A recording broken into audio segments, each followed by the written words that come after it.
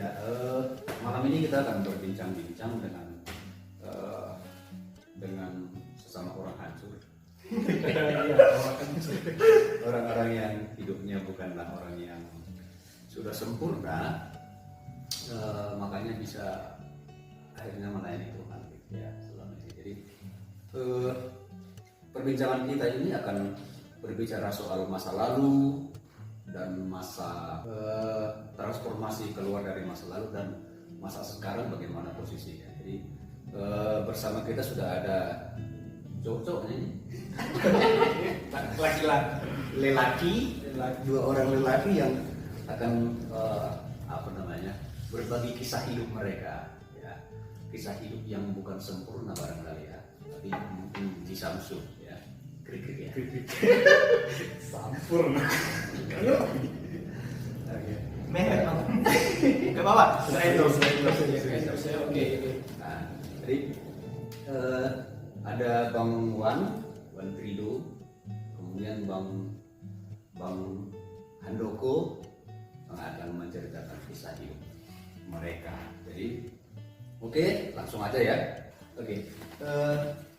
Sama-sama lahir di Sidikalang ya. Jadi Aku lahir di Sidikalang. Sama ya, Sidikalang. oke.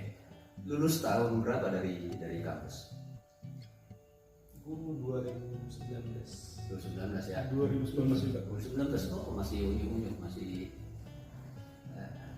muda. Udah punya pacar? Abang? Sudah. Sedang mau menuju mau punya pacar. Sudah. Oke, jadi topik kita ini berbicara tentang masa lalu tadi, kemudian transformasi dari masa lalu itu dan masa sekarang. Oke, pertanyaan yang pertama dari saya adalah ini menyangkut tentang kehancuran hidup kita, hidup kalian di masa yang lalu. Ya, maksudnya masa lalu yang hancur yang mungkin itu sesuatu yang kita sesali saat ini. Oke, siapa duluan? Yang paling besar. Yang paling besar, oke silakan. Kakak. Kenapa jadi agak Dia sedang tadi. Jadi yang paling punya pacar. Saya sambil makan kuaci bisa. Oke, silakan. Itu aku terjebak sampai sekarang terjebak di hal pornografi. Baik dia onani atau menonton film porno. Gitu. Dan itu dimulai saat kelas 2 SMP. Oh, kelas 2 SMP udah ya. Iya, Pak. Dan dampaknya itu luar biasa kali gitu, dan terbawa sampai saat ini, dan bahkan ketika mahasiswa masuk pelayanan bahkan menjadi seorang pemimpin rohani itu, memimpin adik-adik, tapi masih tetap terjatuh di tempat itu. Oke, hal yang paling gitu ya di luar pornografi gitu ya, dan pikiran-pikiran gitu ya, selama lagi pasti tahu lah. Oke, kalau Bang Handoko gimana? Kalau aku sebenarnya sama, cuman Beda.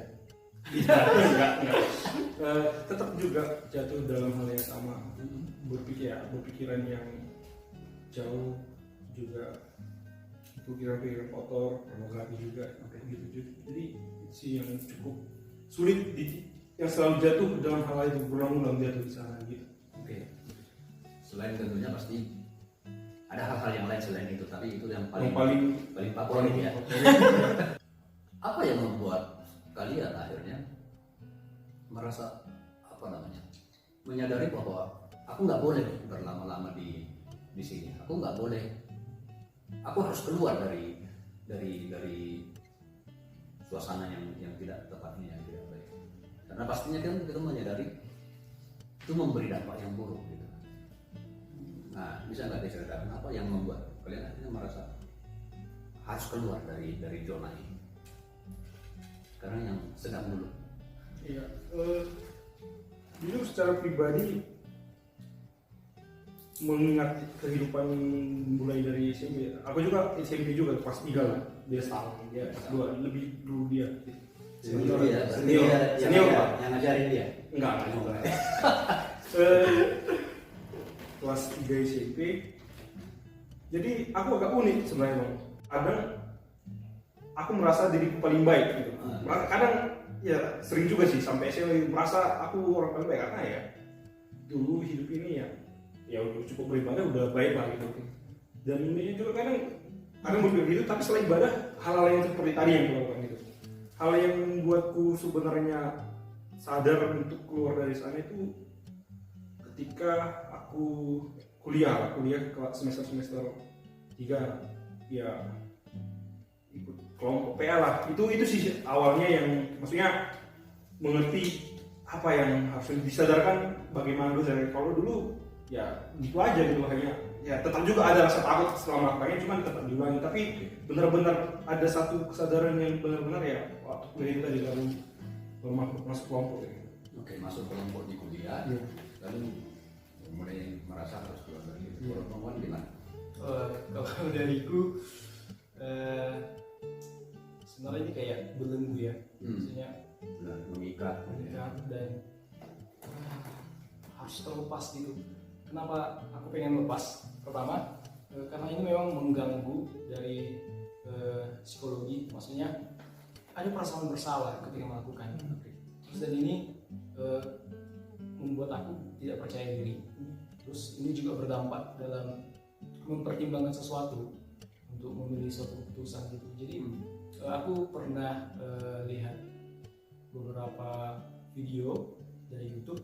Jadi berbicara tentang dampak dari pornografi atau penggunaan seperti itu. Jadi yang paling utama pasti akan terkena penyakit. Nah, yang kedua seperti yang saya bilang tadi dampak psikologis untuk yang lain kayak gini. Ada rasa yang membuat kita kayak terpuruk gitu dan menyalahkan diri sendiri dan merasa bilang aku nggak pantas. Menyadari dampak kesehatan dan juga Dampak psikologis gitu ya. Oke. Lalu dalam masa mencoba untuk keluar dari sana, kalau setahu ya, rata-rata kita kembali lagi ke lumpur yang sama itu, ke lubang yang sama. Dan kadang-kadang tadi udah disampaikan ya, lakukan, menyesal, besok berjanji, ulang lagi gitu ya, lalu menyesal lagi gitu ya. Oke. Lalu pernah nggak kalian merasa udah putus asa gitu ya? Udah deh, udah terlanjur, udah lanjut karena adalah nikmati adalah akhirnya putus asa untuk bangkit dari suasana. Pernah Bang. Tapi apa ya? Itulah baiknya Tuhan gitu. Ketika aku berusaha untuk melepaskan, contohnya aku udah komitmen selama dalam seminggu aku tidak melakukan hal-hal yang seperti itu. Tapi seminggu rasanya sebulan gitu, karena istilahnya kayak sudah sebuah kecanduan gitu, kewajiban gitu. Nah, istilahnya harus dilakukan gitu. Dan menahan itu wah luar biasa kali, harus benar-benar ekstra kayak gitu. Jadi aku udah berjanji sama Tuhan seminggu ini enggak gitu. Aku tahu aku nggak bisa, aku butuh bantuan Tuhan gitu. Dan berdoa menyerahkan diri sama Tuhan, berpeang tentang hal ini gitu, sampai benar-benar menyerahkan diri, berpuasa juga untuk ini gitu. Tapi akhirnya jadi 1 minggu, hari ketiga udah jatuh lagi. Dan apa sih maksud Tuhan gitu? Kenapa? Aku kan udah minta bantuan sama Tuhan, aku udah melakukan upayaku dan benar-benar menyerahkan diri sama Tuhan gitu, dan meminta pertolongan Tuhan gitu. Tapi kenapa aku masih bisa jatuh Tuhan? Jadi seakan-akan kayak memaksa Tuhan gitu. Karena aku gimana bilangnya? Ada juga orang-orang yang terperangkap dalam hal seperti ini, tapi Tuhan membebaskan secara cepat. Tapi kenapa masih? Semakin kita ingin bangkit malah semakin jatuh seperti ibarat apa itu yang di hutan lumpur hidup itu ya, semakin kita melawan semakin lumpur kita. Itu kan kuatnya dosa ya. Kalau Bang Han gimana? Hampir putus asa dia ya. Iya. Pernah hampir putus asa, bahkan merasa bahwa saya bahkan pengaruh sampai seluruh hidup ya, sampai seluruh apa yang dikerjakan. Sama juga ceritanya. Jadi kadang setelah melakukan itu kan merasa bersalah dan bahkan berdoa pun nggak berani, mau makan aja pun bang, berdoa nggak ya gitu, berdoa malu sama Tuhan, malu. Tapi setelah itu ya kadang ya terpaksa harus berdoa juga gitu, dan berdoa juga setelah ini nggak lagi ini terakhir, itu pasti tekad ini terakhir. Cuman sama dengan Bang Antrio tadi, tetap juga kita buat target, bahkan Antrio itu tadi puasa memang aku belum pernah lakukan hal yang lupa, tapi aku selalu doakan. Bahkan ada tanya-tanya yang juga pernah dia sudah apa, kalau kayak gitu biasanya secara apa banyak olahraga gitu, lakukan juga, cuman tetap jadi juga olahraga. Pokoknya jangan pernah sendiri katanya. Jangan pernah sendiri di kamar, jangan pernah sendiri, pokoknya perbanyaklah sedikit apa ya, kurangi waktu menyendiri persedikit agar jangan jatuh sana, karena pas masa-masa sendiri itu kau makin banyak tergoda sih. Jadi sampai hal-hal demikian pun melawan, cuma tetap ya sama kayak yang Bang jelaskan tadi, ya kayak lumpur hisap tadi, semakin melawan ya ternyata semakin lebih hisap. Dan kondisi itu membuat putus asa ya juga ya biar aja lagi Tuhan gitu, nggak bakal berubah lagi kayaknya Bu, sampai gitu sih. Semacam ini ya, itu semakin mengkonfirmasi firman Tuhan yang mengatakan pergunakanlah waktu yang ada karena hari-hari ini adalah jahat gitu ya. Ayat malu aku. Ya. Kayak sih dia. Tapi sekarang belum malu dari iya, ayat malu tapi belum pakai situ. Nah, pada titik ini kan Karin akhirnya bergabung dalam pelayanan mahasiswa di kampus, aktif melayani gitu ya. Bagaimana pengalaman kalian dalam campur tangan Tuhan atau orang lain yang menolong kalian? Mungkin belum sepenuhnya meninggalkan itu ya. Tapi semakin hari semakin apa ya, bertumbuh, semakin lebih baik. Ada nggak pengalaman yang menarik yang sangat berkesan dari pengalaman bersama dengan Tuhan ataupun dengan orang lain yang menolong kalian untuk keluar dari sana? Ya tentunya kembali kepada kembali kepada apa yang terus diajarkan, yang terus dipelajari di dalam PA gitu ya. Di dalam kampus itu sih yang sebenarnya juga kusyukuri, dan Tuhan arahkan ikut pelayanan kampus untuk kelompok yang dulunya nggak pernah berpikir ke sana gitu kan. Pertama, untuk mendapat kesadaran yang kayak kurang, aku sama sadarnya benar-benar sadar ya bahwasanya itu berbahaya, kayak kesehatan nggak terlalu dipikirkan gitu. Bahkan kalau pikiran jawabnya, bahkan teman-teman juga di kampus yang sama-sama kami laki-laki semua, dokter sarankan kok katanya gitu kan. Jadi tapi di sini kakak PA dulu jelaskan bagaimana itu cukup mengikat kita bahkan menarik kita jauh dari Tuhan gitu. Dan itu yang sebenarnya pembelajaran itu yang sebenarnya menyadarkan, bahkan apa ya, semakin hari disadarkan terus makin berubah gitu sih. Walaupun sampai sekarang masih tetap kadang jadi juga gitu. Dan itu yang pengalaman sebenarnya yang paling menarik lah dulu. Adanya komunitas yang menolong, yang sehat untuk mengingatkan kita. Oke, itu menegaskan butuhnya sebuah komunitas yang bagus di kampus ya. Oke, kalau Bang Wan gimana? Karena kayak yang bilang tadi, ini membelenggu gitu, dan benar mempengaruhi pikiran lah gitu. Jadi aku tahu ini yang menurutku ini kan dosa tertutup pribadi ya. Semua orang harus mengetahui, tapi untuk berubah dari sini perlu keterbukaan gitu.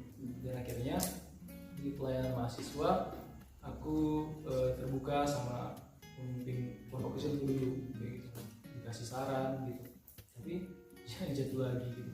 Dan sempat sharing ke beberapa abang rohani bagaimana mereka bisa melewati itu gitu. Mereka bilang apa yang membuat kau cenderung masuk ke situ, contohnya dari YouTube gitu. Jadi abang itu bilang hapus alat-alat yang yang terus mendorong kayak gitu. Akhirnya dilakukan, tapi tetap jatuh lagi, tetap menyesal lagi, tetap rasa takut lagi gitu. Dan akhirnya sampai mempengaruhi juga ke waktu proses aku dengan pacarku gitu. Kayak mana bilangnya, perlu nggak aku bukakan samanya kayak gitu. Oke, misalnya. Keterbukaan kayak gitu. Dia menerima aku nggak ketika aku menyampaikan bahwa posisiku seperti itu masih jatuh. Akhirnya aku sampaikan. Dan akhirnya kami jadi teman untuk saling mendorong, mengingatkan gitu. Tapi masih tetap jatuh juga gitu, dan aku membingungkan diriku sendiri. Bingung akan diri sendiri, aku membingungkan diri sendiri kenapa bisa terjadi gitu. Oke. Mungkin itu lah Bang, aku perlu membukakannya sama orang-orang sekitar agar aku bisa dipengaruhi hal-hal yang baik dan mengubah diriku. Intinya adalah bahwa komunitas yang siap menegur kita gitu ya. Kita bukan mencari komunitas yang akan sama-sama penikmat gitu ya, yang akan membenarkan apa yang kita lakukan gitu. Jadi, berarti ternyata bahwa Tuhan memakai komunitas kelompok kecil secara khusus untuk menolongnya bangkit dari sana, dan juga ada hal-hal yang lain selain dari hal itu. Oke. Nah, setahu kan kalian juga aktif melayani di kampus, melayani Tuhan gitu ya. Maksudnya gimana sih orang berdosa melayani Tuhan? Katanya pelayan Tuhan tapi berdosa gitu.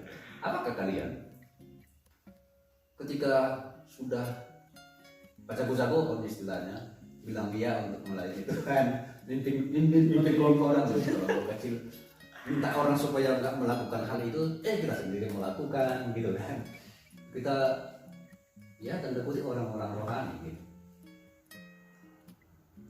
Apa yang menjadi pengalaman perjalanan hidup kalian dengan Tuhan di tengah-tengah kondisi itu kalian tetap melayani?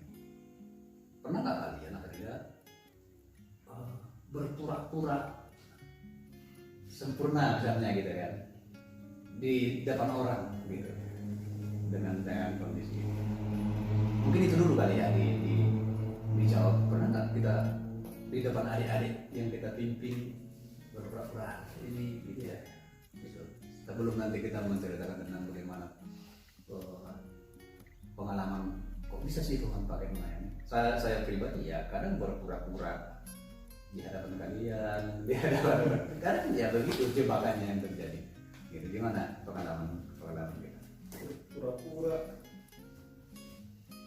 pernah tuh, dan berulang-ulang juga. Berulang-ulang. Pernah berulang-ulang.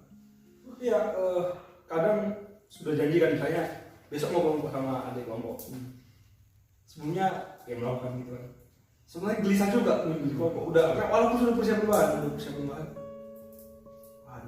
Tapi udah janji. Kalau nggak diapa juga kasihan gitu kan.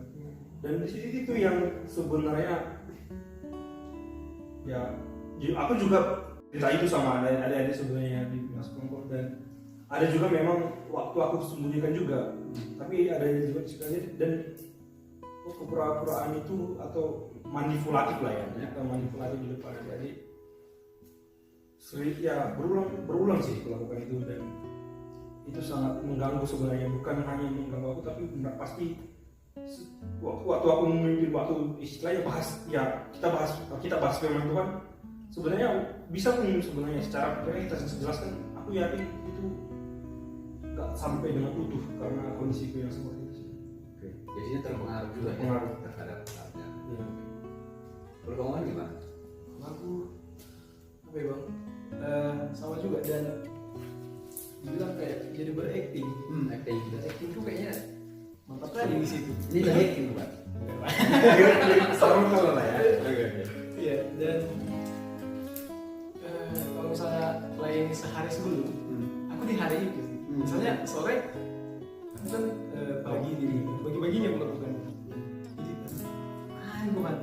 Masa aku pagi lagi untuk mengapakan orang adik-adik ini, udah jatuh lagi aku. juga yang Bang Niko Chandra bilang jangan-jangan itu nggak jadi berkat perkataan sama mereka karena kau masih di dalam kondisi itu. Ya kayak gitu loh Bang. Jadi kayak rohani mungkin. Jangan nggak boleh. Tunggu aku buka gitu kan di dalam hati kan. Jadi kalau udah selesai kelompok Bang kayak apa yang aku bilang teh? Juga sama. Oke. Nah, di tengah-tengah kondisi itu kan unik gitu ya. Bahwa katanya Tuhan nggak tahu ya apakah hanya aku yang merasa kayaknya di antara orang yang Tuhan pakai melayani ini aku yang paling berdosa. Aku sering ngalamin gitu. Tapi setelah tadi bercerita ternyata bukan hanya aku ya. Oke, artinya Tapi pura-pura kan selama jumpa belum. apa yang apa namanya ya, pandangan kalian terhadap Tuhan yang memakai kalian dalam kondisi ini. Pandangan terhadap Tuhan ya. Ya, dalam kondisi itu aku melihat memang bagaimana Tuhan yang sempurna memakai apa yang tidak sempurna. Tuhan yang sangat layak memakai apa yang tidak layak, dan di situ sebenarnya aku melihat bagaimana belas kasihnya tadi, bahwa ya sangat jelas Tuhan telah pakai, Tuhan tunjukkan sendiri ke aku bahwasanya Ia panggil orang-orang berdosa untuk terlibat dalam pekerjaannya tadi. Ya bahkan yang sama juga yang paling parah tadi ya sehari sebelum, bahkan dalam hal itu juga gitu kan. Itu hal yang membuat semakin apa sih sebenarnya, waktu saya pribadi itu yang menyadarkan, bahkan semakin kagum, bahkan di dalam ketidaklayakanku ini, di dalam keberdosaanku yang bahkan sampai putus asa tadi untuk lepas dari sini, dia masih perlayakan, bahkan dia masih pakai dia, dan aku lihat disitulah bentuk pemeliharaan Tuhan gitu. Pemeliharaan Tuhan, ya secara langsung juga Tuhan terlibat untuk melepaskan aku dari situ ya, melalui memakai aku dalam pelayanannya tadi. Secara langsung Tuhan melibatkan aku dalam pekerjaannya untuk aku lepas dari situ tadi. Aku sih itu. Di tengah-tengah nanti sekalian, di tengah-tengah kondisi itu ada nggak kalian menyaksikan buah atau pertumbuhan dari apa yang kalian kerjakan? Lalu itu membuat kalian semakin kok bisa ya? Buah dari apa yang saya mimpi kelompok itu ya? Iya, buahnya hari kelompok kita kok bisa tumbuh sih? Oh, padahal aku kan iya. pura-pura nih gitu. Gimana kan? Acting nggak begini gitu ya? Ya, buahnya ada sih, dan itu yang justru kadang kalau di dalam kesendirian kagum, dan ya kalau ya laki-laki pun pasti bisa nangis lah ya. Kadang nangis juga melihat kondisi itu. Satu hal ada adekku gitu kan, dalam kondisi apa yang acting tadi, yang pura-pura tadi, sekarang dia pengurus gitu kan, dia lebih apa ya, bahkan kalau aku bandingkan apa yang aku kerjakan, dia lebih giat sekarang gitu kan. Ya melihat aku bersyukur sih, itu aku melihat itu gitu. Nah gimana tadi Pak? Kan menguat dulu. Baru pertanyaan pertama. Gimana perasaan buat Dipakai Tuhan dengan kondisi yang seperti ini. bilangnya Bang, kayak ada juga yang perasaan itu kayak ya gitu, kayak apa sih Tuhan pakai aku gitu, kenapa sih Tuhan pertanyaan, padahal aku penuh kehancuran, aku udah berkhianat sama Tuhan, aku udah berjanji rupanya jadi lagi, dan perasaan gitu kayak udahlah Tuhan, maunya dari bahkan sampai kayak bosan lagi kayaknya mungkin kelompok lari aja dari komunitas ini kayak gitu Bang. Terus kayak jadi orang munafik aku di sini. Itu tapi teringat lagi sama ada Bang Rani juga bilang kita bukan suatu pembelaan ini, tapi perbedaan orang yang munafik sama orang yang sedang berjuang itu terlihat gitu. Kalau orang munafik memang di satu sisi dia kayak gini, di satu sisi lain dia kayak gini gitu. Tapi kalau yang berjuang di satu sisi dia kayak gini, tapi di satu sisi lain dia kayak menyesal dan pengen berubah gitu. Dan yang kurasakan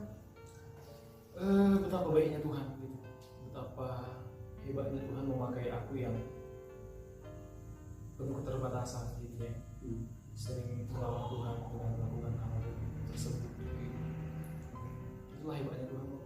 Oke. Dengan buah yang dihasilkan, pertumbuhan dari yang kita kerjakan, pernah nggak ngerasa kok bisa ya? Gitu.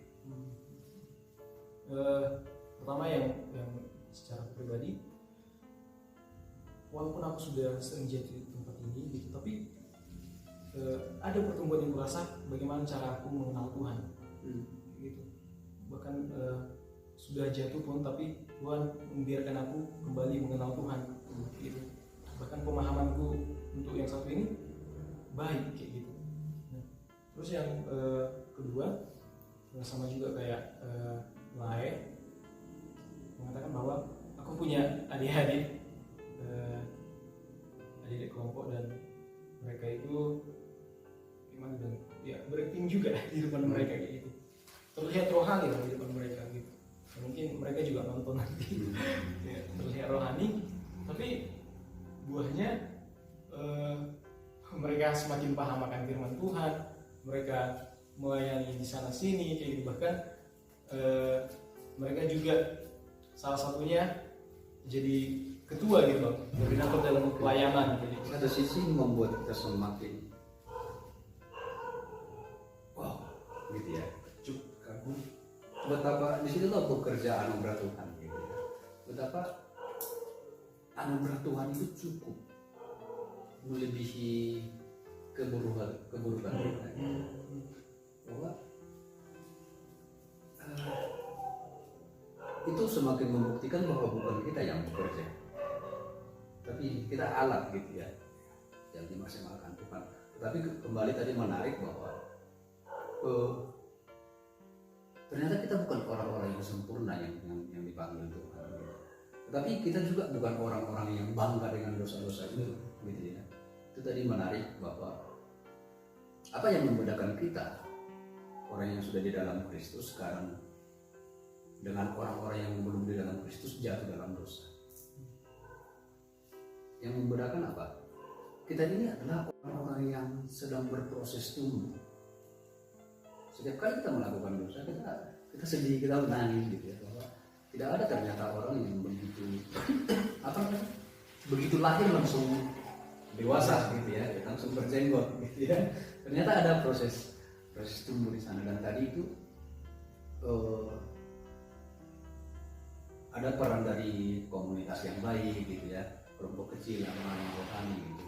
Tapi mungkin nggak ya adik-adik yang kita pimpin sekarang mungkin mereka juga sedang berpura-pura seperti kita. Nah, mungkin nggak ya, biarkan mereka yang jawab ya. Tapi itu semakin menarik bahwa ternyata komunitas Kristen bukanlah komunitas yang sempurna. Saya juga semakin menyadari bahwa harusnya gereja dan komunitas Kristen adalah tempat orang-orang yang hancur kayak kita ini, seperti yang dilakukan oleh Yesus kan kepada perempuan yang berzina gitu ya. Ketika orang-orang sudah melempari dia, kata hukum Musa ini harus dirajam. Oke, kata Yesus apa?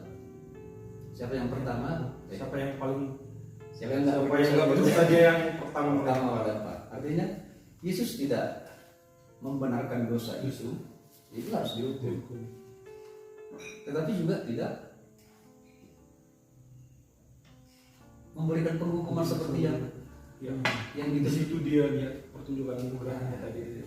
Jadi di saat yang sama dia tidak membenarkan, tetapi dia juga menunjukkan kemurahan gitu ya di sana. Jadi komunitas kelompok kecil menjadi tempat yang baik bagi kita untuk keluar dari masa lalu. Oke. Bagian yang mungkin bisa kalian sampaikan kepada teman-teman yang kalau ada yang nonton kepada adik-adik mungkin orang dalam kehancuran hidupnya, mungkin ada yang juga masih berproses sekarang gitu. Perlu nggak mereka untuk berputus asa gitu ya? Apa pesannya yang mau disampaikan kira-kira? Aku sampaikan aku dipakai Tuhan dengan semua kehancuranku. Aku dipakai Tuhan dengan semua keterbatasanku. tapi hasil dari yang telah dikerjakan Tuhan sangat luar biasa. Baik untuk pertumbuhanku, pertumbuhan pelayanan seperti itu, dan itu semua karena anugerah Tuhan. Mungkin teman-teman ada juga yang mengalami seperti yang saya alami, atau mungkin dosa-dosa lain, contohnya cakap kotor ataupun berbohong seperti itu. Khususnya untuk dosa yang saya alami, cepat menyingkir gitu. Teringat sama Yusuf ketika digoda gitu. Dan Tipoti. Ya. Yang dia lakukan pertama, dia langsung lari gitu. Mungkin itu juga yang harusnya kita lakukan ketika kita sudah ada niat, kita harus lari seperti itu. Karena ini berdampak teman-teman, bahkan bisa sampai candu gitu. Kalau dibilang candu, kalau nggak dilakukan susah gitu, dan memang harus dilakukan, itu namanya candu gitu. Jadi harapannya teman-teman tidak ke tempat itu. Dan jujur sejauh ini aku juga masih berjuang, dan ya masih butuh tuntunan dari Tuhan, dan perlu keterbukaan sama lain gitu. Dan ini yang membuatku semakin semangat untuk menyerahkan diriku sama Tuhan untuk proses perubahan ini. Harapannya pun teman-teman ketika jatuh dalam dosa yang teman-teman alami, ingat transformasi hidup kita itu, kita membutuhkan Tuhan, dan kita tidak bisa mengandalkan diri kita sendiri. Oke, bahwa kita membutuhkan Tuhan dan juga melalui orang lain. Oke. Dalam keterbatasan kita untuk keluarga sini tadi, ya tentu yang paling bisa terus mengingatkan kita tadi ya, selain daripada komunitas, ya tentu kembali kepada Tuhan gitu kan. Bagaimana komunitas di dalam usaha sambil Ramadan. Dan ya satu hal pesan yang cukup menarik dari Alkitab yang ini ya, Yesus datang bukan untuk menyembuhkan orang yang bukan untuk orang yang sehat. Untuk orang yang sehat, tapi untuk orang yang sakit. Justru orang-orang yang sakit, orang-orang hancur seperti kami, ya untuk itu Tuhan datang kepada kita, untuk itu Tuhan datang ke dunia, menyembuhkan orang-orang yang sakit, orang-orang yang haus, orang-orang yang liar, orang-orang yang tidak tahu bagaimana harus hidup benar di dalam kondisi ini. Secara khusus ya dalam kondisi ini saya juga dari jatuh di dalam hal itu, ya sama sih, menarik itu ya. Yusuf ya yang menarik, dia ketika Potifar datang ya dia langsung lari, dia tinggalkan gitu. Ya harusnya itu juga sih sikap yang harusnya kita lakukan. Dan ya sama kayak mungkin aktivitas-aktivitas yang baik, mungkin banyak mungkin aktivitas yang lebih positif yang bisa dilakukan. Ya itu sebaiknya terus dilatih karena sama juga enggak, bahkan sampai sekarang saya juga masih orang yang tetap berjuang untuk keluar dari sana, masih tetap melihat bagaimana Tuhan terus menarik, Tuhan terus berbelas kasih. Ya Tuhan ya kadang juga di dalam kesalahan mau melepas tangan Tuhan, kita mau melepas ya, kita sering lepas, tapi Tuhan selalu pegang itu ya. Di dalam kondisi itulah yang menarik, bahwasanya kembali kita melihat kemurahan anugerah Tuhan tadi, kembali kita melihat kebesarannya tadi, dia menarik kita untuk terus kembali kepada dia, ke pangkuannya gitu. Dan itu juga yang perlu teman-teman ketahui dan perlu kita terus ingat. Dan saran yang lain ya tetap sih, komunitas yang baik, komunitas yang mau menegur, komunitas yang bukan hanya untuk senang-senang, tapi komunitas yang benar-benar memang mau menegur teman-teman, bahkan mengingatkan, bahkan mungkin ada hal-hal yang lebih baik yang mungkin mereka, bahkan mungkin ya kondisi kami ini kami kelompok itu, abang PKK kami juga pernah mengalami hal itu pasti akan menolong. Dan komunitas itu sangat penting.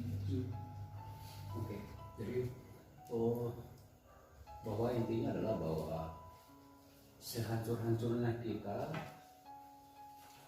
tidak berarti nggak sih orang yang paling hancur di Indonesia.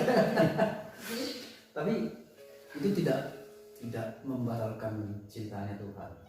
Tuhan tidak menyerah, Tuhan tidak berhenti untuk datang mencintai, bahkan memakai kita untuk melayani gitu ya. Dan satu poin yang gue tangkap tadi adalah bahwa kita butuh untuk tidak berpura-pura gitu ya. Ini sebuah buku yang menarik memang, lagi ku baca karena ada juga persiapan untuk ini. Judulnya Kerohanian yang Kacau, Misi Spirituality. Oh, ini cukup tipis. Sorry ya, cuma satu. Jadi dia bilang di sini, memang kepura-pura itu efisien, tidak repot dan cepat gitu ya. Jadi sangat-sangat efisien dia. Ketika orang nanya apa, gimana kabarmu? Kita tinggal jawab apa? Baik. Padahal mungkin kita sakit, kita nggak mau menjelaskan semua itu. Ya udah baik ya, baiklah. Ya. Jadi padahal kita butuh untuk terbuka bagi orang lain. Tidak berpura-pura bukan berarti kita ura-urakan kan, gitu ya. Jadi semua dosa kita umbar-umbar gitu ya, bukan itu maksudnya. Tapi kita butuh jujur kepada Tuhan dan kepada komunitas ternyata supaya kita tumbuh dari sana. Oke, dan kiranya perbincangan kita malam hari ini menjadi berkat bagi teman-teman yang menonton. Dan inilah adanya kami masih pemalu dan pemula, orang-orang hancur juga, penuh dengan dosa dan noda. Jadi kita meyakini bahwa Tuhan akan menolong kita. Dan masa-masa pandemi ini mungkin kita banyak waktu untuk menyendiri di kamar, rentan tuh jatuh. Iya, rentan ya. Jadi tapi perbanyaklah waktu untuk hal-hal yang positif. Jadi kiranya Tuhan menolong, Tuhan memberkati kita bersama-sama. Mudah-mudahan ada episode selanjutnya. Dan tetap dukung dan kita saling mendoakan ya. Oke, terima kasih, sampai jumpa teman-teman.